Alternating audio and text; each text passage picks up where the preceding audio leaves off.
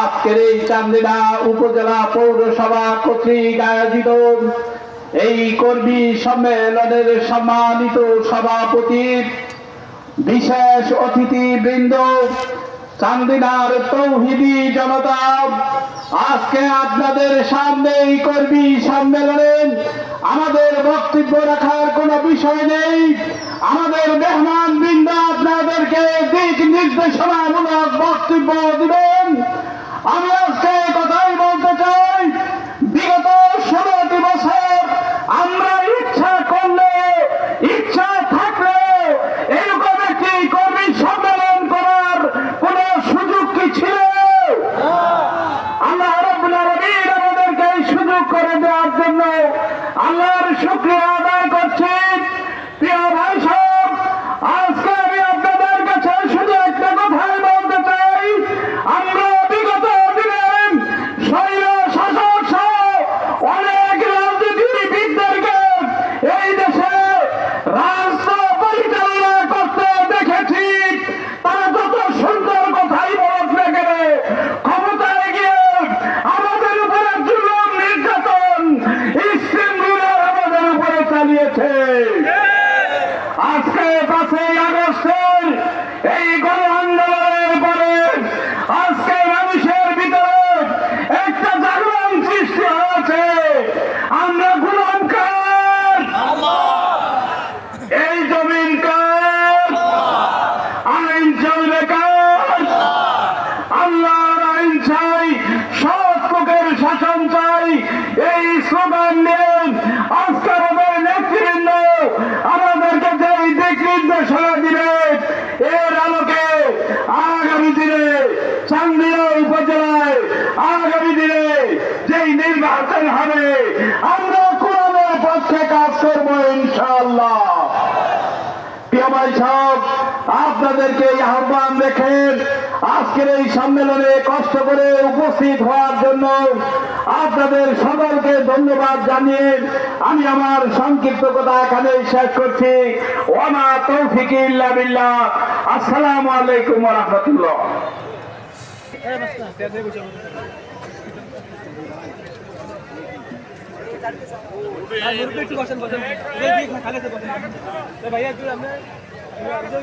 ইন্নাল হামদালিল্লাহ ওয়াসসালাতু ওয়াসসালামু আলা রাসূলিল্লাহ। আউযু বিল্লাহি মিনাশ শাইতানির রাজীম। বিসমিল্লাহির রহমানির রহিম। সম্মানিত সভাপতি, সম্মানিত প্রধান অতিথি, বাংলাদেশ জামায়াত ইসলামীর সিনিয়র নায়েবে আমির, সাবেক জাতীয় সংসদ সদস্য জনাব অধ্যাপক মুজিবুর রহমান, সম্মানিত অতিথিবৃন্দ, একান্ত প্রিয় চান্দিনাবাসী, আসসালামু আলাইকুম ওয়া রাহমাতুল্লাহ। ওয়ালাইকুম সালাম। আমরা মহান রব্বুল আলামিনের কাছে কায় মনোবাক্যে প্রার্থনা করছি, যাদের আত্মত্যাগের বিনিময়ে আজকে এই মুক্ত বাতাসে আমরা এই সমাবেশ করতে পারছি, আল্লাহ রাব্বুল আলামিন 24-এর শহীদদেরকে সর্বোচ্চ মর্যাদা দান করুন। আমিন। তাদের আত্মত্যাগের বিনিময়ে প্রাপ্ত বাংলাদেশ আজকে আমাদের কাছে আমানত। এই বাংলাদেশকে আমাদেরকে গড়ে তুলতে হবে, এই বাংলাদেশকে আমাদেরকে আধিপত্যবাদ মুক্ত রাখতে হবে এবং সর্বোপরি বাংলাদেশ আর কোন ফ্যাসিবাদী শক্তি মাথা চাড়া দিতে না পারে সেই পাহাড় আমাদেরকেই দিতে হবে। ওয়াতিলকাল আইয়ামু নুদাবিলুহা বাইনান নাস। আল্লাহ রাব্বুল আলামিন মানুষের উপর সময়গুলোকে ঘুরে ঘুরে আবর্তন করান। একটা খারাপ সময়ের পর আজকে ভালো সময়, এই ভালো সময়ে সর্বোচ্চ শুকরিয়া আমাদেরকে কাজের মাধ্যমে আদায় করতে হবে। আমরা যে সমৃদ্ধ বাংলাদেশের কথা বলি, আমরা যে শান্তিপূর্ণ সমাজের কথা বলি, সেই সমাজ বাস্তবায়নের লক্ষ্যে আজকে প্রত্যেকটি মুহূর্ত, প্রত্যেকটি সময় আমাদেরকে কাজে লাগাতে হবে এবং এর মাধ্যমে আল্লাহ রাব্বুল আলামিন আমাদেরকে যে সুন্দর সময় দিয়েছেন, সেই সুন্দর সময়ের সবচেয়ে বড় শুকরিয়া আদায় করা হবে। আমরা চাই বাংলাদেশ একটি সুখী, সমৃদ্ধ, শান্তিপূর্ণ জনপদ হিসেবে গড়ে উঠুক। রাব্বি জাআল হাযা বালাদান আমিনা। আমরা সেই বাংলাদেশ গড়ে তুলতে চাই। আমিন। সম্মানিত চন্দিনাবাসী, 24-এর শহীদদের রক্তের উপর দাঁড়ানো আজকের বাংলাদেশ, 24-এর শহীদদের রক্তের উপর দাঁড়িয়ে থাকা আমাদের কাছে বুঝিয়ে দেওয়া আমানত, আমাদেরকে সর্বোচ্চ মূল্যে হেফাজত করতে হবে। আজকে চারদিকে ষড়যন্ত্রের জাল বোনা হচ্ছে, আমাদেরকে সজাগ সচেতন থাকতে হবে। এই বাংলাদেশে রাজনীতি চলবে, এই বাংলাদেশে বিতর্ক হবে, ইলেকশন হবে, পক্ষ বিপক্ষ থাকবে, কিন্তু বাংলাদেশের বিপক্ষের কোন শক্তিকে বাংলাদেশে আর মাথা তারা দিতে আমরা দেব না ইনশাআল্লাহ। আল্লাহ রাব্বুল আলামিন এই সুন্দর সময়ের সর্বোচ্চ সদ্ব্যবহার আমাদেরকে নিশ্চিত করার তৌফিক দিন। সুবহানাকাল্লাহুম্মা ওয়া বিহামদিক, আশহাদু আল্লা ইলাহা ইল্লা আনতা, আস্তাগফিরুকা ওয়া আতুবু ইলাইক। সমাবেশ করছেন বাংলাদেশ জামাত ইসলামের চান্দিনা উপজেলার সম্মানিত আমির, বিশিষ্ট ইসলামী চিন্তাবিদ মাওলানা মিজানুর রহমান। মাওলানা মিজানুর রহমান। أعوذ بالله من الشيطان الرجيم. بسم الله الرحمن الرحيم. الحمد لله رب العالمين، الصلاة والسلام على رسوله الأمين وعلى آله وصحبه أجمعين. সম্মানিত সভাপতি জনাব অধ্যাপক কে মনোয়ার হোসেন সাহেব, আজকের এই কর্মী সম্মেলনের সম্মানিত প্রধান অতিথি বাংলাদেশ জামাত ইসলামীর কেন্দ্রীয় নায়েব আমির জনাব অধ্যাপক মুজিবুর রহমান সাহেব, আজকের বিশেষ অতিথিবৃন্দ, আজকের অন্যান্য মেহমানবৃন্দ, সাংবাদিক ভাইয়েরা, আমার সামনে উপস্থিত আমার ভাইয়েরা, আসসালামু আলাইকুম ওয়া রাহমাতুল্লাহ। সম্মানিত ভাইয়েরা, আমাদের প্রথম পরিচয় হচ্ছে আমরা আল্লাহর গোলাম। আমাদের প্রথম কাজ, আমাদের জীবনের সকল ইবাদত হবে আল্লাহর জন্য। রব্বুল আলামিন বলেছেন, ওয়া খালাকতুল জিন্না ওয়াল ইনসা ইল্লা লিয়াবুদুন। আমাদের জীবনের সকল ইবাদত হবে আল্লাহর জন্য। আমাদের দ্বিতীয় পরিচয়, আমরা খলিফাতুল্লাহ, আমরা আল্লাহর খলিফা। এই পৃথিবীতে আল্লাহর খেলাফতের দায়িত্ব পালনের জন্য মূলত আল্লাহ আমাদেরকে পৃথিবীতে পাঠিয়েছেন। এজন্য রাব্বুল আলামিন বলেন, ইন্নী জাইলুন ফিল আরদি খলিফা।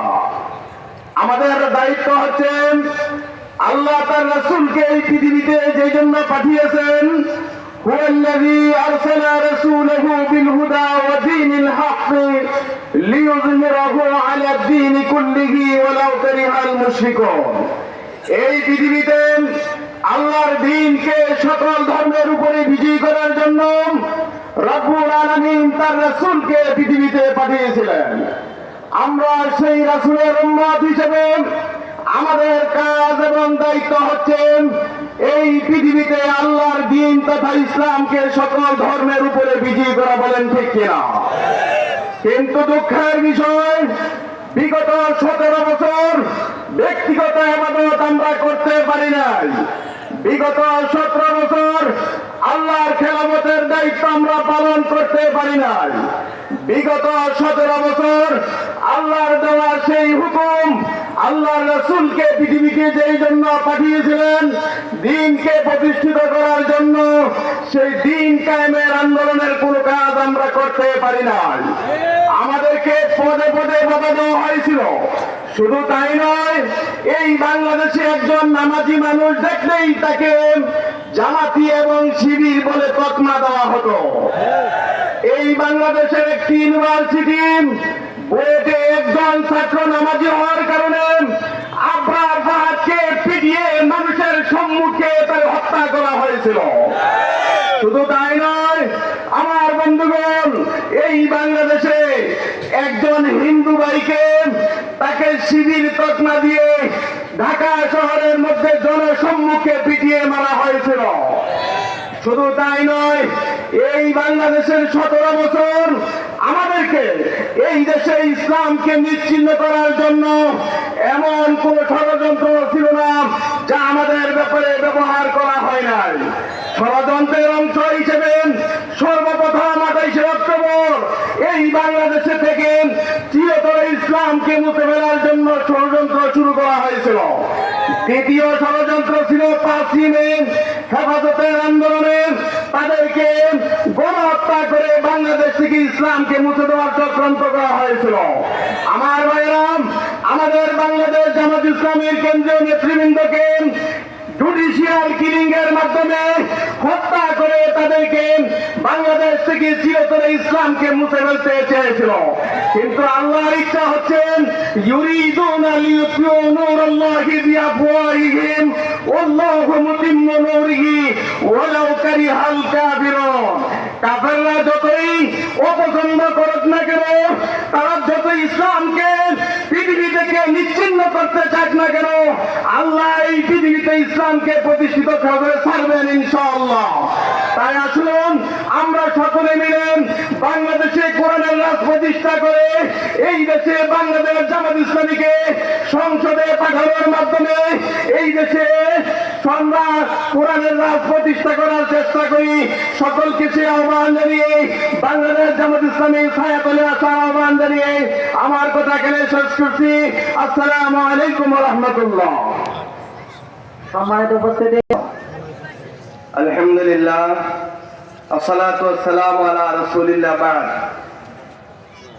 আমাদের হৃদয়ের সংগঠন শহীদি কাফেলা আসহাবে রাসূলের আদর্শ উজ্জীবিত সেই শহীদি কাফেলা বাংলাদেশ জামাত ইসলামী চান্দিনা উপজেলা ও পৌরসভার যৌথ উদ্যোগে আয়োজিত আজকের এই বিশাল কর্মী সম্মেলনের সম্মানীয় সভাপতি, সম্মানিত পরিচালক, প্রধান অতিথি, বিশেষ অতিথিবৃন্দ, সাংবাদিক বন্ধুগণ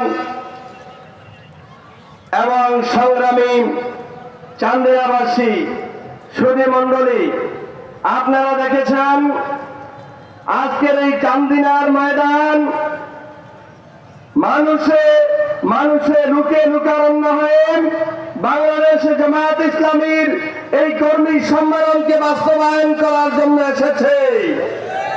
বিগত ফ্যাসিস্ট সরকার, স্বৈরাচারী সরকার, তারা চেয়েছিল বাংলাদেশ থেকে আমাদের এই ইসলামী আন্দোলনকে মুছে দেওয়ার জন্য। সেই ষড়যন্ত্রের ধারাবাহিকতায় আমাদেরকে জেলে পুড়িয়েছেন, আমাদের ব্যবসা প্রতিষ্ঠান, আমাদের চাকরি থেকে, আমাদের ব্যক্তিগত কর্মজীবন থেকে, আমাদের বাড়িঘর থেকে আমাদেরকে বিচ্ছিন্ন করা হয়েছে।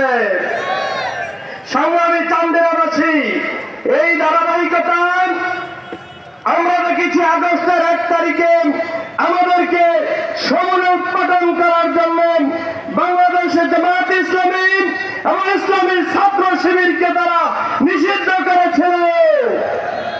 কিন্তু আল্লাহর বদলে, আল্লাহর মেহেরবানিতে আল্লাহ রাব্বুল আলামিন তাদের সমস্ত ষড়যন্ত্রকে নস্যাৎ করে দিয়ে মাত্র 4 দিনের ব্যবধানে জনগণ থেকে তাদেরকে বিচ্ছিন্ন করে দিয়েছে।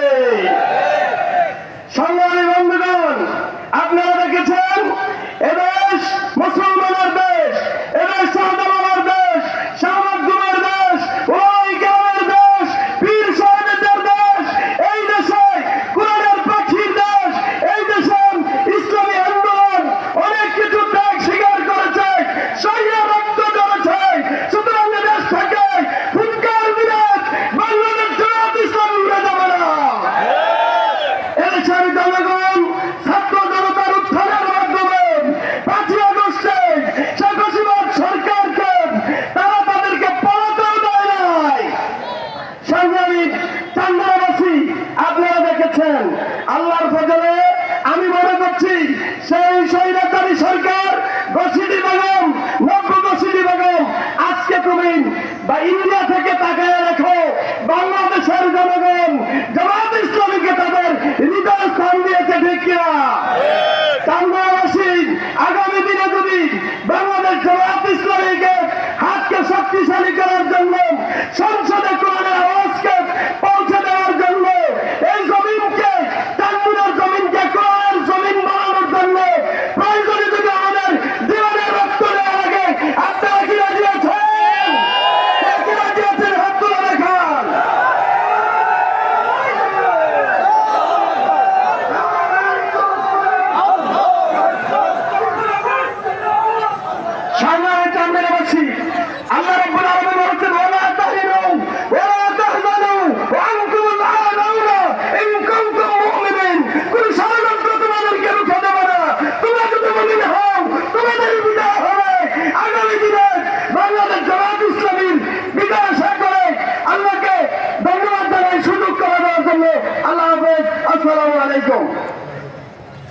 وبركاته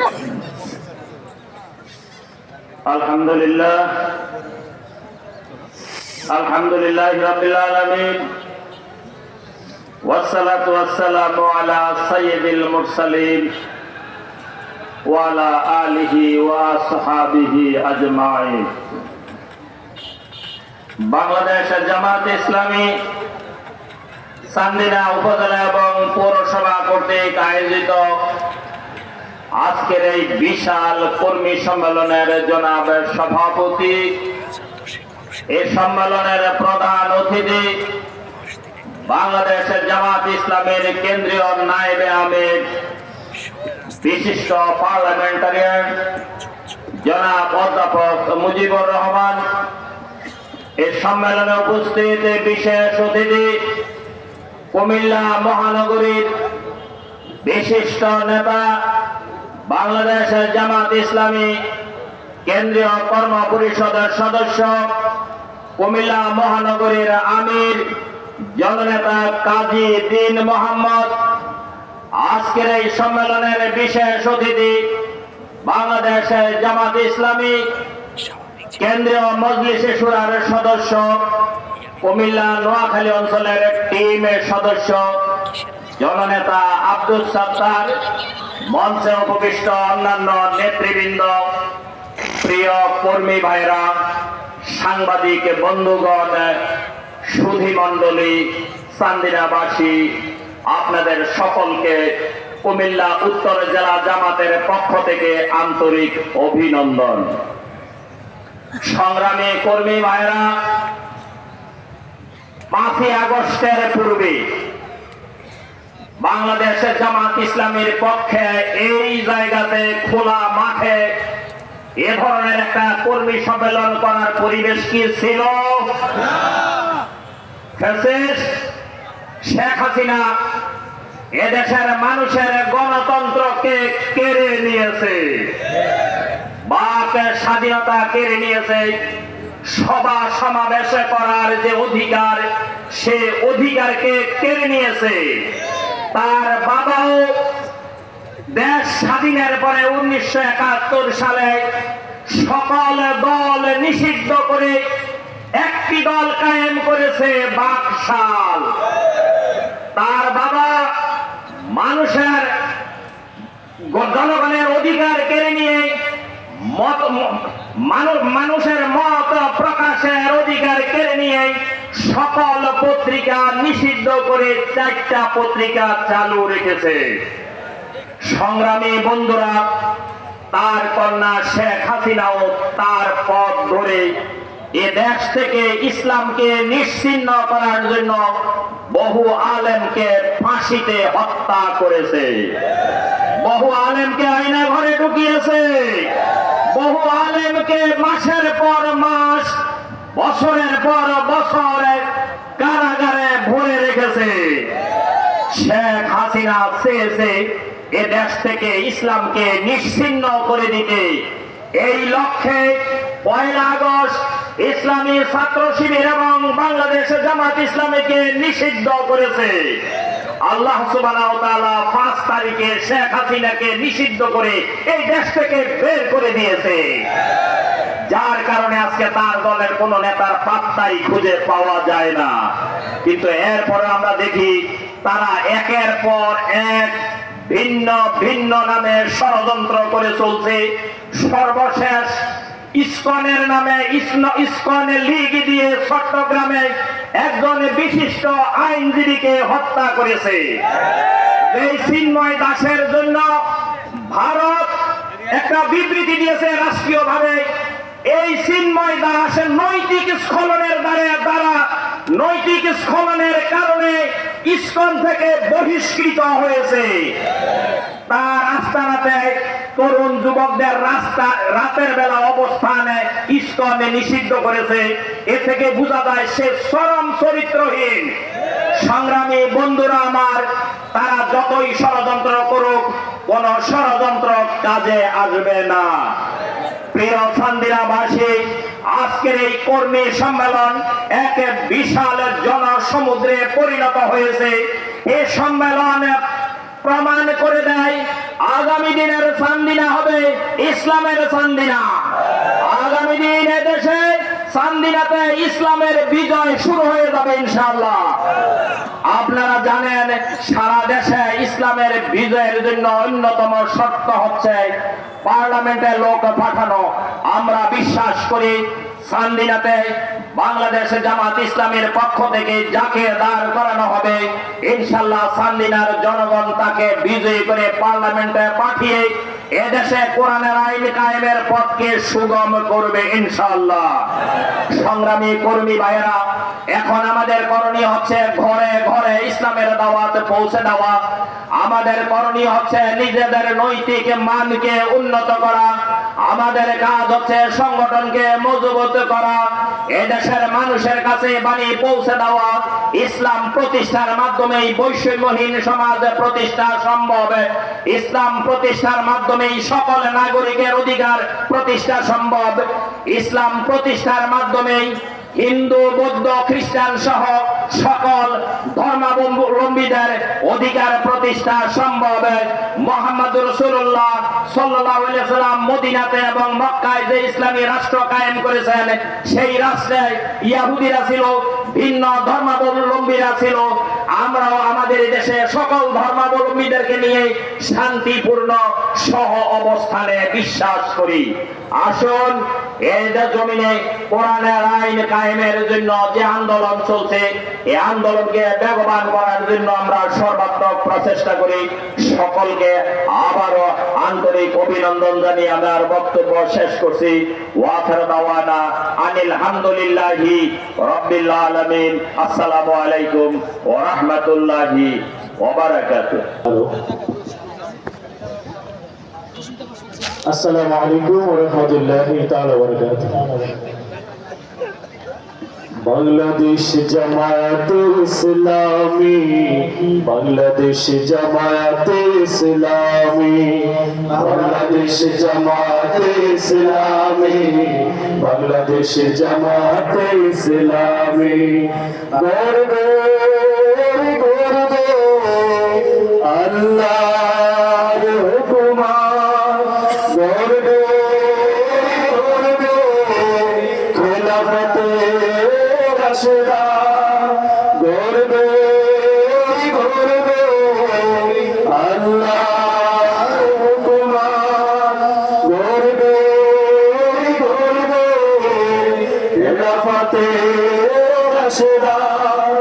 জনগণ নন্দিত আগামী, কোরআনের কাঙ্ক্ষিত আগামী, জনগণ নন্দিত আগামী, কোরআনের কাঙ্ক্ষিত আগামী।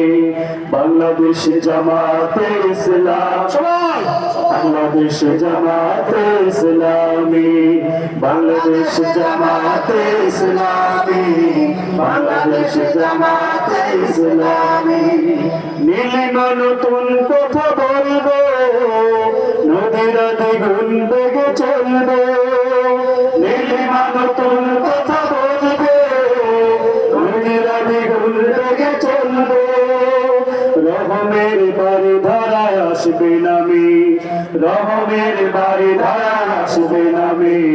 বাংলাদেশ জামাতে ইসলামী, বাংলাদেশ জামাতে ইসলামী, বাংলাদেশ জামাতে ইসলামী, বাংলাদেশ জামাতে ইসলামী। সবহারা মানুষ আর কাঁদবে না, ভিখারির মতো হাত পাতবে না। সবহারা মানুষ আর কাঁদবে না, ভিখারির মতো হাত পাতবে না। জুলুমার অবিচার যাবে থামি, জুলুমার অবিচার যাবে থামি। বাংলাদেশ জামাতে ইসলামী, বাংলাদেশ জামাতে ইসলামী, বাংলাদেশ জামাতে ইসলামী, বাংলাদেশ জামাতে ইসলামী। লাঞ্ছিত শ্রমিকের হবে জয়, বঞ্চিত কৃষকের হবে জয়। লাঞ্ছিত শ্রমিকের হবে জয়, বঞ্চিত কৃষকের হবে জয়। অধিকার পাবে ফিরে মুক্তি কামী, অধিকার পাবে ফিরে মুক্তি কামী। বাংলাদেশ জামাতে ইসলামী, বাংলাদেশ জামাতে ইসলামী, বাংলাদেশ জামাতে ইসলামী, বাংলাদেশ জামাতে ইসলামী, বাংলাদেশ জামাতে ইসলামী, বাংলাদেশ জামাতে ইসলামী।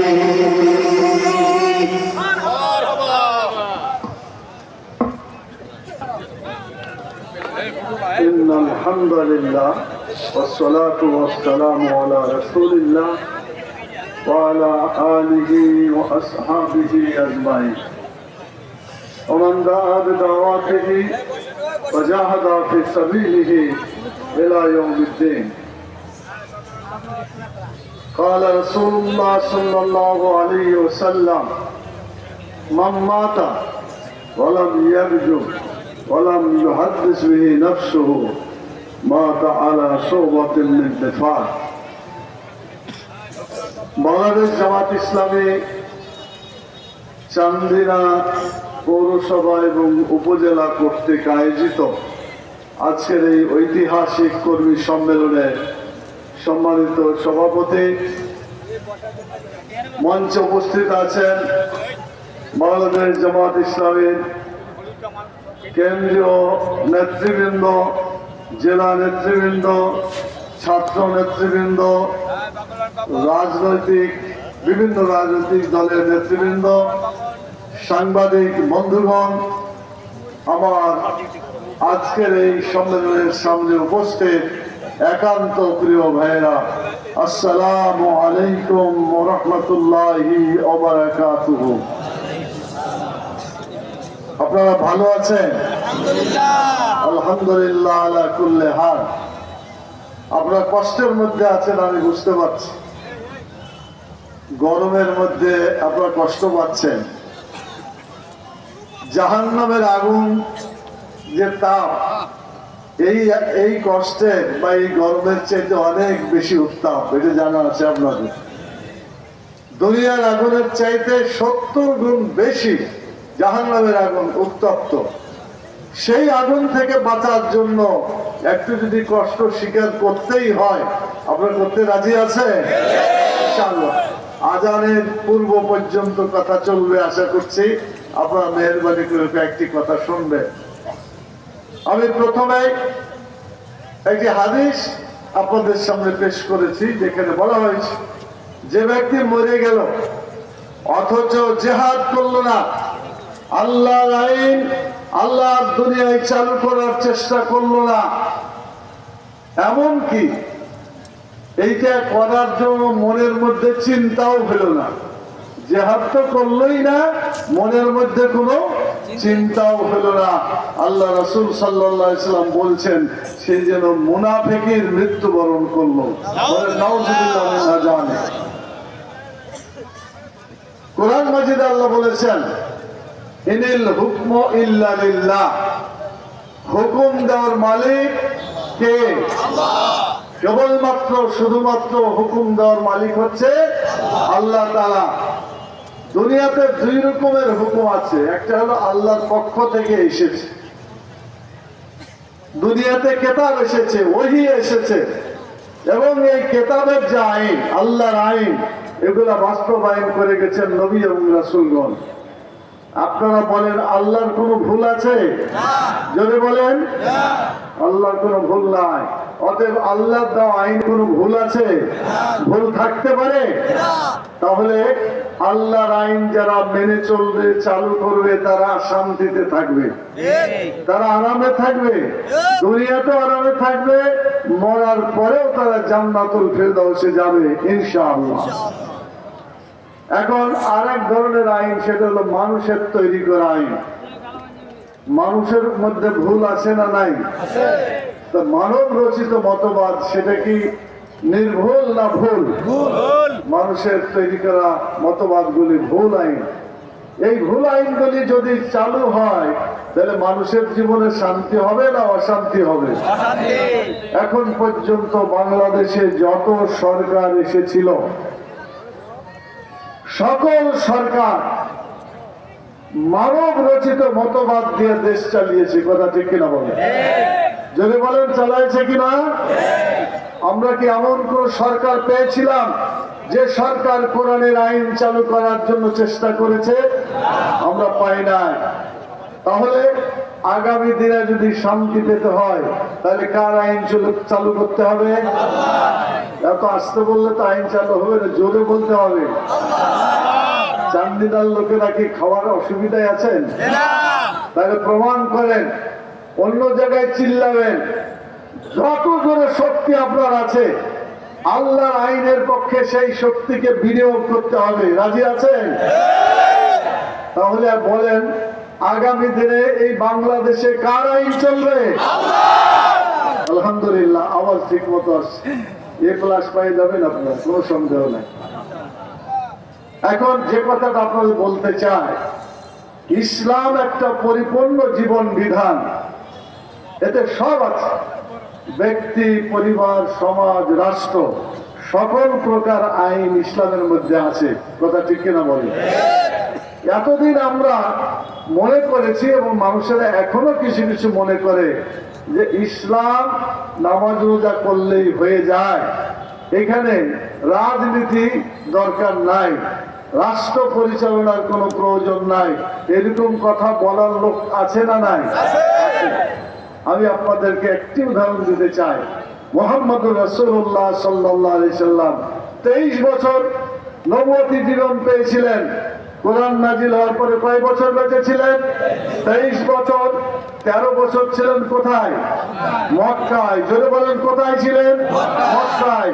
এই মক্কার লোকেরা ইসলাম চায় নাই, রাসূল সাল্লাল্লাহু আলাইহি সাল্লামের প্রতি অবিচার করেছে, জুলুম করেছে, কথা ঠিক কিনা বলেন? আল্লাহ তা বললেন, মক্কার জনগণ ইসলাম চায় না, এখানে ইসলাম কায়েম হবে না, তোমরা হিজরত করে মদিনায় চলে যাও। রাসূল সাল্লাল্লাহু আলাইহি সাল্লামকে আল্লাহ তাআলা স্পেশালি বললেন, তুমি মদিনায় চলে যাও, সেখানের লোকেরা ইসলামকে পছন্দ করবে আর এই ইসলামী আইন শেখে তুমি চালু করতে পারবে। আল্লাহর মেহেরবানিতে তিনি মদিনায় গেলেন। মদিনায় যে ইসলামী রাষ্ট্র পরিচালনা শুরু করলেন, 47টি দফা সংবিধান তিনি তৈরি করলেন। পৃথিবীর ইতিহাসে সর্বপ্রথম সংবিধান রচনা করেছেন মুহাম্মদুর রাসূলুল্লাহ সাল্লাল্লাহু আলাইহি ওয়াসাল্লাম। কেউ কেউ বলে আমেরিকার সংবিধান নাকি সবচেয়ে পুরাতন। বাজে কথা, মিথ্যা কথা। মুহাম্মদুর রাসূলুল্লাহ সাল্লাল্লাহু আলাইহি ওয়াসাল্লামের সংবিধান সবচাইতে শ্রেষ্ঠ এবং সর্বপ্রথম সংবিধান এই দুনিয়ার মধ্যে। আপনারা কি সেই কোরআনী সংবিধান বাংলাদেশে চালু করতে চান? চালু করতে গেলে 3টে কাজ করতে হবে। আমি আগের কথাটা একটু জোর দিয়ে বলতে চাই। উনি রাষ্ট্রের প্রধান হলেন, রাষ্ট্রপ্রধান হলেন মুহাম্মদুর রাসূলুল্লাহ, যদি বলেন না সাল্লাল্লাহু আলাইহি সাল্লাম। একবার যদি সাল্লাল্লাহু আলাইহি সাল্লাম পড়েন, কয়টা রহমত পাবেন? 10টা। এত রহমত পাওয়ার পরে গলাকে চুপ করে রাখবেন না, জোরে করে বলবেন। মদিনার ইসলামী রাষ্ট্রের রাষ্ট্রপ্রধান কে ছিলেন? মুহাম্মদুর রাসূলুল্লাহ সাল্লাল্লাহু আলাইহি ওয়াসাল্লাম। আচ্ছা বলেন তো, উনি রাষ্ট্রপ্রধান হলেন আর উনি রাজনীতি করলেন না? কথা কি বুঝতে পারছেন? একটা লোক রাষ্ট্র চালায়, ও রাজনীতি করে না। আরে মেম্বার, চেয়ারম্যান হলে তো বলে যারা রাজনীতি শুরু করেছে। রাসূল সাল্লাল্লাহু আলাইহি সাল্লাম রাষ্ট্রপ্রধান ছিলেন। অতএব ইসলামের মধ্যে সব আছে। ব্যক্তি জীবন আছে, পরিবার জীবন আছে, সামাজিক জীবন আছে, রাষ্ট্রীয় জীবন আছে, আছে না নাই? অতএব এইটাই কায়েম করতে চাই বাংলাদেশ জামাত ইসলামী। বাংলাদেশের টেকনাফ থেকে তেঁতুলিয়া পর্যন্ত হাজার হাজার নয়, লক্ষ লক্ষ মানুষ আজকে অপেক্ষা করছে। আমরা মানুষের তৈরি মতবাদ দেখেছি, আমরা দেখেছি ধর্ম নিরপেক্ষতাবাদ, আমরা দেখেছি জাতীয়তাবাদ, আমরা দেখেছি পুঁজিবাদ, সাম্রাজ্যবাদ, মানুষের তৈরি করা অনেক মতবাদ আমরা দেখেছি। আমরা আল্লাহর আইন এই বাংলাদেশে দেখতে পাই না। অতএব সেই আইনকে বিজয়ী করতে হবে। রাজি আছেন? 3টা কাজ করতে হবে। এক নম্বর হবে নিজেকে গড়তে হবে, 2 নম্বর হচ্ছে জনমত গঠন করতে হবে, 3 নম্বর হচ্ছে ইসলামী রাষ্ট্র কায়েমের জন্য আল্লাহর সাহায্য চাইতে হবে, সাহায্য পেতে হবে। আল্লাহর সাহায্য ছাড়া ইসলামের বিজয় কখনো হয়নি, হচ্ছে না এবং হবে না। আপনারা রাতের অন্ধকারে চোখের পানি ফেলে আল্লাহকে বলতে হবে যে আল্লাহ, অনেক সরকার দেখলাম, অনেক মতবাদ দেখলাম, আর আমরা মানুষের তৈরি করা মতবাদ দেখতে চাই না। আমরা আগামী দিনে তোমার কোরআনের আইন দেখতে চাই, কোরআনের আইন প্রতিষ্ঠা হয়েছে এমন দৃশ্য দেখতে চাই। এ বলে আল্লাহর কাছে চাইতে হবে। আপনারা পারবেন? যদি বলেন পারবেন, এটা আপনাদেরকে করতে হবে। রাষ্ট্র চালিয়েছে যারা, তাদের ইতিহাস আপনাদের একটু বলি। 1971 সালে এই দেশটা প্রথম স্বাধীনতা লাভ করে। এই স্বাধীনতার টার্গেট ছিল বৈষম্য বিরোধী। পূর্ব পাকিস্তান এবং পশ্চিম পাকিস্তানে একটা বৈষম্য ছিল, মনে আছে আপনাদের? আপনাদের মনে নাই, আপনাদের জন্মই তো পরে হয়েছে, কেমন করে মনে থাকে? যাদের সাদা দাড়ি আছে তারা কিছু জানতে পারবে। ওটাও ছিল বৈষম্য বিরোধী আন্দোলন, ঠিক কিনা বলে? সেই আন্দোলন করলো, সেখানে গণতন্ত্র প্রতিষ্ঠার জন্য কথা ছিল আমার ভোট আমি দিব, যাকে খুশি তাকে দিব। কিন্তু আপনারা দেখেন সেই স্বাধীনতা অর্জন করা বহু কষ্ট করে করা হলো, কিন্তু আমরা কি গণতন্ত্র পেয়েছি? বৈষম্যের হাত থেকে আমরা রক্ষা পেয়েছি? যদি পেতাম তাহলে আবার দ্বিতীয় স্বাধীনতার আন্দোলন করা লাগতো না। আমার কথা বুঝতে অসুবিধা হচ্ছে আপনাদের? তো যদি তাই হয়, তাহলে প্রথম স্বাধীনতা যে কারণে অর্জন করা হয়েছিল সেটা মাঠে মারা গেছে। কথা কি বুঝলেন না? 71-এর স্বাধীনতা যা জনগণ পেতে চেয়েছিল সেটা কি পাওয়া গেছে? ওটা মাঠে মারা গেছে। এই মারা যাওয়ার কারণে জুলুম, অত্যাচার, নির্যাতন আবার শুরু হয়েছে। তারা গণতন্ত্র দিতে চেয়েছিল, আমার ভোট আমি দেব করে গণতন্ত্রের জন্য সংগ্রাম করেছিল। কিন্তু দেখা গেল কিছুদিন পরে সকল দল নিষিদ্ধ হয়ে গেল, তৈরি হলো বাকশাল। সব দল নিষিদ্ধ করার পরে একটা দল থাকলে ওটা কি গণতন্ত্র না স্বৈরাচার? চিল্লায়া বলতে হবে, গণতন্ত্র না স্বৈরাচার? আমরা যদি আওয়ামী লীগের নাম স্বৈরাচার বলি, কোন দোষ হবে? এটা কি মিথ্যা কথা? এটা সত্য কথা। তারপরে দেখেন, তারা জনগণকে ভাত খেতে দিবে, সস্তায় জীবনযাপন করার জন্য বলেছিল। কিন্তু এমন অবস্থা করলো, 74 সালে দুর্ভিক্ষ শুরু হয়েছিল, মনে আছে কি আপনাদের? আপনাদের মনে নাই, ইতিহাসে আছে, যারা জানেন তাদের মনে আছে। একটা স্টেশনের প্ল্যাটফর্মে ট্রেন এসে দাঁড়ালো, আর একজন মানুষ সেখানে বমি করলো, আর ওই স্টেশনে পড়ে থাকা কঙ্কাল সার একটা ব্যক্তি কোন রূপে খুঁড়িয়ে খুঁড়িয়ে সেখানে এসে বমি খেয়ে তার জীবন বাঁচিয়েছে। এত কষ্ট হয়েছিল বাংলাদেশের মানুষের। এবং লুটপাটের রাজত্ব চলেছিল। পাটের গুদামে আগুন, বিভিন্ন কলকারখানায় আগুন দিয়ে বাংলাদেশের শিল্পকে ধ্বংস করা হয়েছিল। সোনালী আসছিল পাট, পাটের নাম ছিল কি? জোরে বলেন, কি ছিল? সোনালী আঁশ। সেই সোনালী আঁশকে আগুন লাগিয়ে দিয়ে আমাদের দেশ থেকে অন্য দেশে এই পাটের যাতে ব্যবসা বাণিজ্য চলে, সেজন্য সেখানে যাতে ঠিক মতো ব্যবসা বাণিজ্য হয়, এই জন্য তারা পরিকল্পিতভাবে বাংলাদেশের পাটের গুদামে আগুন লাগিয়ে দিয়েছিল। কথা ঠিক কিনা বলেন? এটা পাটের গুদামে আগুন লাগানো হয়নি, বাংলাদেশের 8 কোটি মানুষের কপালে আগুন লাগিয়ে দেওয়া হয়েছিল। সেই সোনালী আঁশের নাম হয়ে গিয়েছিল গলার ফাঁস। এটা ছিল সোনালী আঁশ।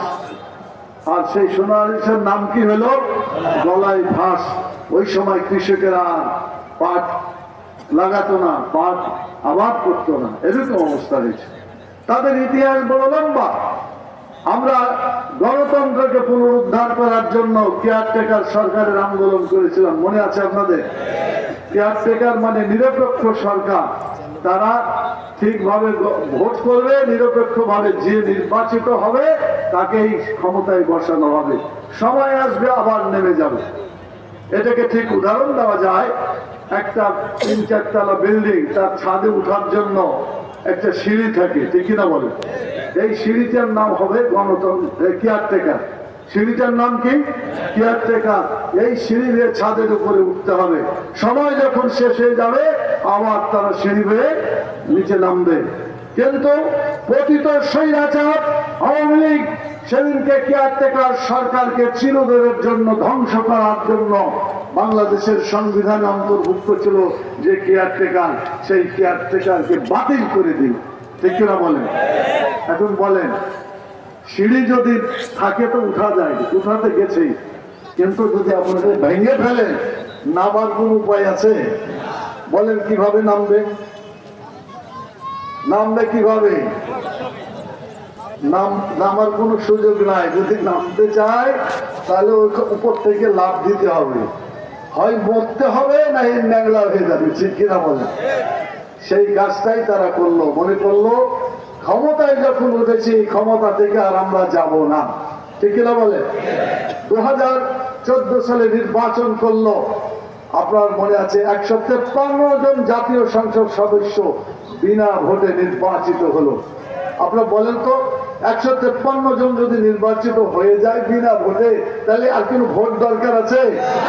কতটি এমপি পেলে সরকার গঠন হবে? 151। আর ভোট হয়ে গেল কত? 153 বিনা ভোট। তাহলে আর যেটা ভোট হয় ওটা তামাশা, ওটা কি নির্বাচন? এই তামাশার নির্বাচন করল। 2018 সালে তারা কি করলো? রাতের ভোট, দিনের ভোট কোথায় নিয়ে গেল? রাত্রে নিয়ে গেল। একজন অ্যাম্বাসাডার বললেন, আমার জীবনে কথাও শুনি নাই যে দিনের ভোট রাত্রে হয়, এই বাংলাদেশে এসে শুনলাম এখানে রাতে ভোট হয়ে যায়। এটা কি বাংলাদেশের সুনাম হলো না বাংলাদেশের দুর্নাম হয়েছে? বাংলাদেশকে সারা দুনিয়ায় চিত্রিত করা হয়েছে এটা একটা গণতন্ত্র হত্যাকারী দেশ হিসাবে, কথা ঠিক কিনা বল? তারপরে 2024-এ ভোট হলো, প্লেয়ার পাওয়া যায় না, মানে এমপি দাঁড়ানোর লোকই পাওয়া যায়। কি আপনাদের দিকে পাওয়া গেছিল নাকি? কেউ দাঁড়ায় নাই। তো এখন কি করবে? নাই খেলোয়াড়, তো যাই সব তোমরা আমরা এক নিজেরাই সরকারি দল আর বিরোধী দলে নির্বাচন করি। এটা ঠিক খেলাধুলা আপোষে, এটাকে বলা হলো কি নির্বাচন? দামি নির্বাচন। আর এক নাতি আর এক নানা গল্প করছেন, গল্প শুনবেন আপনারা? সবাই তো নাই, কি শুনবেন আপনারা? তো নাতি বলছে যে নানা সবারই বিয়ের কথা বলছো, সবই দেখলাম, তো তোমার বিয়ের কথা তো বললে না, তুমি কি বিয়ে করেছিলা? তো কইছে যে হ্যাঁ আমি তো বিয়ে করছি, নাহলে তুই আসলি কোত্থেকে? তো বললো যে কই তুমি কবে বিয়ে করলে? কাকে বিয়ে করছো তুমি? তো বলছে কেন, তোমার নানিকে বিয়ে করছি। তো বলছে ও তোমরা ঘরে ঘরে কামসারি দিছ? আওয়ামী লীগ এইরকম কারবার করেছে। বিশ্ব ইতিহাসে বাংলাদেশের নির্বাচনকে, গণতন্ত্রকে কলঙ্কিত করেছে আওয়ামী লীগ। শুধু কলঙ্কিত করে না, এটাকে হত্যা করেছে তারা। শুধু হত্যাই করে না, গণতন্ত্রকে দাফন করে দিয়েছে তারা। অতএব এই শক্তিটি মানুষের জন্য কল্যাণকর শক্তি হিসেবে বিবেচিত হতে পারে না। ভাইরা, আমি যে কথা বলছিলাম, এই দেশকে আমরা মানব রচিত মতবাদ দিয়ে চলতে দেব না। রাজি আছেন আপনারা? এতদিন যা করছে, এখন আমরা বুঝতে পেরেছি মানব রচিত মতবাদে দেশের শান্তি প্রতিষ্ঠা হবে না। আমাদের বর্তমান সরকার এসেছে একটা ফসল, গণ অভ্যুত্থানের ফসল। সেই ফসলে তার একটা সরকার নির্বাচিত করেছে। উপদেষ্টা পরিষদ নিয়ে যে সরকার গঠিত, কেন্দ্রীয় উপদেষ্টা যিনি আছেন ডক্টর ইউনূস সাহেবের নেতৃত্বে, এটা চিরদিন থাকার জন্য সরকার নয়, এটাকে অন্তর্বর্তীকালীন সরকার। তাদের একটাই কাজ, নির্বাচন করে দাও। কি বুঝতে পারছেন কথা? নির্বাচন করে চলে যাবে। কিন্তু নির্বাচন তো করার জন্য একটা পরিবেশ দরকার আছে না নাই? আওয়ামী লীগ 17 বছর ধরে বাংলাদেশের লোক নিয়োগ করেছে, দলীয় লোক, কথা ঠিক কিনা বলে? পুলিশে, আর্মিতে, বিজিবিতে, র্যাব, বিচারের ক্ষেত্রে, শিক্ষকতার ক্ষেত্রে, মানে বাংলাদেশের যত পদ ছিল 17 বছর ধরে তাদের দলের লোককে নিয়োগ দিয়েছিল, কথা ঠিক কিনা বলে? বিরোধী দলের কোন লোককে বাংলাদেশ জামাত ইসলামী, ইসলামী ছাত্র শিবিরের মতো চরিত্রবান লোকেরাও সেখানে পরীক্ষা দিয়েছিল, পরীক্ষায় পাশ করেছিল, রিটেনে পাশ করেছে, ভাইভাতে পাশ করেছে। কিন্তু এই জালেম সরকার পুলিশকে বলেছে, তোমরা পুলিশের ভেরিফিকেশন যে রিপোর্ট দিবা সেখানে বলে দিবে এরা সব জঙ্গি, এরা চাকরি পাওয়ার যোগ্য নয়। যার ফলে গোটা বাংলাদেশের টেকনাফ থেকে তেতুলিয়া পর্যন্ত যে অফিসার তারা নিয়োগ করেছে, এই সকল চাকরিতে তাদের দলীয় লোক নিয়োগ করেছে, কথা ঠিক কেন বলে? এমনকি শিক্ষকতা পেশায় যারা ছিলেন তাদেরকে নির্বাচনের দিন প্রিজাইডিং অফিসার হিসাবে, পুলিং অফিসার হিসাবে গেছে, বলছে যে ভোট যদি 5%, 2% হয়, কোন ভোট যদি নাও পড়ে তাও 41% রিপোর্ট তোমাদেরকে লিখে দিতে হবে, বলেছে না বলে নাই? বলে। তাহলে শিক্ষকদেরকে মিথ্যা রিপোর্ট দিতে বাধ্য করেছিল। এরকম একটা জালেম সরকার যেভাবে করেছে, এই সরকারের লোকজন রেখে ভোট করলে কি ভোট ঠিক হবে? এ ভোট কি আসলে ভোট হবে? এটা ভোট হবে না। এই জন্য এগুলাকে সরাই দিতে হবে, ঠিক কিনা বলেন? পচা লোকগুলাকে সরাই দিতে হবে। এক জায়গা থেকে আর এক জায়গা দিলে কি হবে? আচ্ছা বলেন, একটা জায়গায় ওদের অফিসার আছে, ওখানে পচিয়ে জায়গাটা নষ্ট করে দিয়েছে, ওই টেকনাফে দেন আর ওই দিকে চাঁপাইনবাবগঞ্জে দেন, যেখানে দিবেন ওই পচা লোকটা ওখানে গেলে আবার পচিয়ে দিবে, কথা ঠিক না বলেন? অতএব এই দূষিত অফিসার গুলোকে বাংলাদেশে কোথাও চাকরিতে রাখা যাবে না। প্রয়োজন হলে নতুন লোক রিক্রুট করতে হবে। বহু লোক যারা অতীতে চাকরি পায় নাই, খুঁজে খুঁজে তাদেরকে বের করে হলেও ওই চাকরিতে অ্যাপয়েন্টমেন্ট দিতে হবে, কথা ঠিক কিনা বলেন? নতুন করে বিশেষ দিতে হবে, পুলিশে লোক দিতে হবে, আর্মিতে লোক দিতে হবে, বিভিন্ন জায়গায় সব চরিত্রবান লোক নিয়ে আসতে হবে, কথা ঠিক কিনা বলে? সেজন্য বাংলাদেশ জামাত ইসলামী সে দাবি করছে, কেয়ারটেকার সরকারকে সেই পদ্ধতিতে নির্বাচন করার জন্যই কাজটা দরকার। সেই জন্য বর্তমান উপদেষ্টা সরকারকে সময় দেওয়া লাগবে না? লাগবে না? লাগবে। মানে আমরা আগে সংস্কার, তারপরে নির্বাচন। বলেন তো আগে কি? বলেন আগে কি? দ্বিতীয়ত নির্বাচন। নির্বাচন করে তারা চলে যাবে। তবে অনাকাঙ্ক্ষিত ভাবে বেশি লম্বা সময় নেওয়া ঠিক হবে না, ঠিক না বলেন? অতীতে এরকম হয়েছে, ক্ষমতায় থেকে ক্ষমতার মজা পেয়ে গেছে, তখন লম্বা সময় ধরে থাকতে চায়, তখন নিজেরা ক্ষমতায় থেকে দল গঠন করে তারা সেই সরকারে বসেছিল। এমন ঘটনা বাংলাদেশে হয় নাই? আবার এমনও হয়েছে যে ওই জায়গায় থেকে আর্মিরা তারাও দেখে যে ক্ষমতায় থাকলে খুব মজা পাওয়া যায়, যার ফলে আর্মিদের মধ্যে কেউ থেকে সেখানে আবার ইমার্জেন্সি ডিক্লার করে জরুরি অবস্থা জারি করে ক্ষমতার রশিকে অনেক লম্বা করে দিয়েছিল। এসব ইতিহাস কি আপনাদের মনে আছে? এইগুলা কি করা ঠিক হবে? এইগুলা থেকে শিক্ষা নিতে হবে। প্রয়োজনের অতিরিক্ত একটা দিনও বেশি নেওয়া যাবে না। সংস্কার করতে হবে, অতঃপর নির্বাচন করতে হবে, কথা ঠিক না বলেন? এই নির্বাচনে বাংলাদেশ জামাত ইসলামী এই জাতীয় সংসদে যেতে চায়, যেতে হবে। আপনারা কি চান জাতীয় সংসদে যেতে? আর এখানে না গেলে তো ইসলাম কায়েম হবে না। মাদ্রাসা, মসজিদ, জালসা, মাহফিল, কর্মী সম্মেলন যাই করেন, এটি দিয়ে কি আর সংসদের কাজ হবে? আপনাকে জাতীয় সংসদে আইন পাস করতে হবে, সেই বিল রাষ্ট্রপতি স্বাক্ষর করবে, গোটা দেশে চালু হবে। এই পদ্ধতিতে ইসলামকে বিজয়ী করতে হবে। আপনারা চান এদেশে কোরআনের আইন চালু করার জন্য জাতীয় সংসদে মানুষ যাক? এটা কি আপনারা চান? দুই হাত তুলে দেখেন যে চান। আলহামদুলিল্লাহ বলেন, আলহামদুলিল্লাহ। আল্লাহ তাআলা কবুল করুন, বলেন আল্লাহুম্মা আমিন।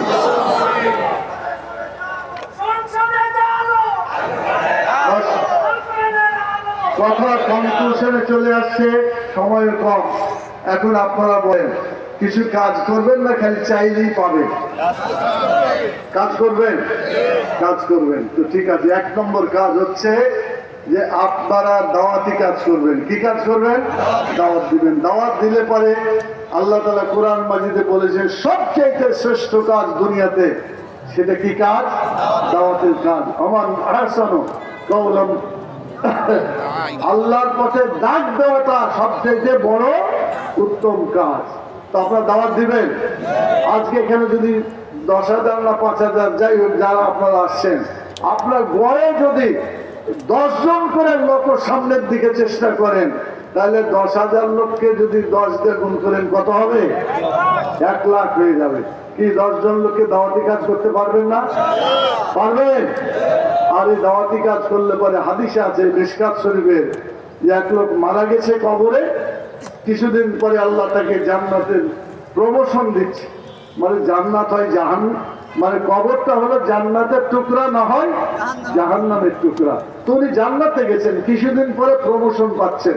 তো বললো যে আল্লাহ এত প্রমোশন পাইলাম কিভাবে এতদিন পরে? তো বললো যে তুমি দাওয়াতি কাজ করে আসছিলে, তারা এখন কোরআন পড়ে অর্থ সহ, তারা এখন 5 ওয়াক্ত মসজিদে নামাজ পড়ে, তারা কোরআনের আইন চালু করার জন্য আন্দোলন করছে, মিছিল করছে, নির্বাচন আসলে কোরআনের আইনের পক্ষে তারা আজকে শিল মারার কাজ করছে। তোমার এই ভালো কাজগুলো বলেছিলে, এখন তারা এগুলো আমল করছে। অতএব আমল করার ফলে তারা যে নেকিটা পাইল, সমান পরিমাণ নেকি তোমার আমল নামায় যুক্ত হয়ে গেছে। আলহামদুলিল্লাহ, আল্লাহ এই জন্য তার প্রমোশন দিয়েছে। আপনার কি সাথে জানিয়ে এইভাবে পেতে চান? তাহলে অবশ্যই কিছু লোককে দাওয়াতি কাজ করবেন। বলেন পারবেন ইনশাআল্লাহ? আপনার মহল্লার কোনো বাড়ি, কোনো ওয়ার্ড, কোনো গ্রাম বাকি